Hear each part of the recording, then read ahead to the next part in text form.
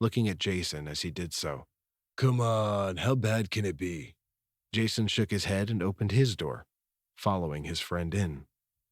A door chime rang their arrival, and the lady behind the counter looked up from the cash register. The sunlight pouring in through the windows illuminated her smooth brown skin, and she greeted them with a beautiful smile. It was a welcome sight, in stark contrast to the bent smile that had sent them off this morning. She must have been mid-40s. "Morning and welcome, please." She motioned toward the empty booth before her. "Take a seat. I'll be right with you." She handed them both plastic menus, and they walked a bit apprehensively toward the booth. "Don't worry, I don't bite," she joked with a sugary voice. The boys both feigned a mock chuckle, then took their seats. "Doesn't something seem off to you?" Jason whispered to Eddie. "Like, maybe that old lady was right about that cult shit." "I don't know. I mean, run downtown, away from much civilization. Seems normal, really. Let's just eat breakfast and get out of here." Jason eyed the menu with reluctance, ignoring the disquiet slowly creeping up inside him, and played along. After a few minutes, the lady waltzed over to their booth with her notepad in hand, ready to take their order. "Have we decided yet, gentlemen?" Eddie piped up first. "I'll try the sausage omelet. Heard that's a good one." Jason shot him a disgusted look. "Best around, if you ask me," she chimed, scrawling his order down. Then she nodded her head toward Jason. I'll get the Sunnyside breakfast, eggs scrambled, and can we have 2 coffees, please?" "Coming right up." She winked as she took their menus from them and briskly walked off. Jason cleared his throat, looking around them.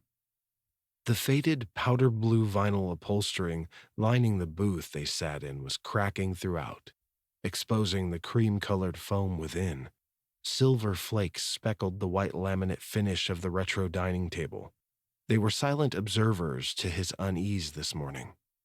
The black and white checkered tiles lining the floor had caught his interest as soon as they'd walked in, and now he noticed how awfully discolored they were. Resting his elbows on the countertop, Jason leaned in, wanting to address these red flags with Eddie. An eerie sound prevented him from speaking, though. They both heard it. The indistinguishable noise of something heavy sliding along the ceramic tiles. Jason looked over Eddie's shoulder to see an older man, probably mid-60s, walking to their booth. He stopped next to them and looked down with cracked lips that spread into a cursory smile. Age and experience had worn deep grooves across his forehead, and he wore thick-lensed glasses that magnified his shallow blue eyes.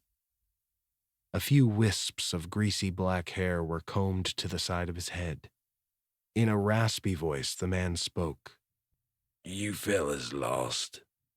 Got that look written all over your faces."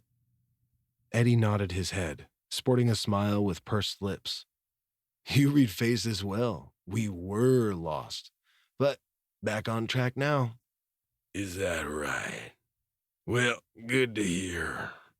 Lots of folks get lost here, mind you. Bermuda Triangle of the desert, you could say." Jason eyed him with trepidation. "Yeah, I can see that. Heading north after this. Catch the freeway and be back on track." "North, you say? Oh, goodness. Give yourself a treat on the way and stop by Jade's place, just outside of town. Best psychic around, I tell you. Don't know where she gets it from, but what a gift." He paused, then continued with a wink. "Easy on the eyes, too." Jason chuckled under his breath. "Thanks, but not much of a believer in the whole psychic realm." He used air quotes as he spoke the last 2 words. The older man bowed his head, showcasing the black hair straggling across parched, sallow flesh. "To each their own." Then he stood as straight as he could, which wasn't much. The hump rounding his back was relentless. "Well, enjoy your breakfast.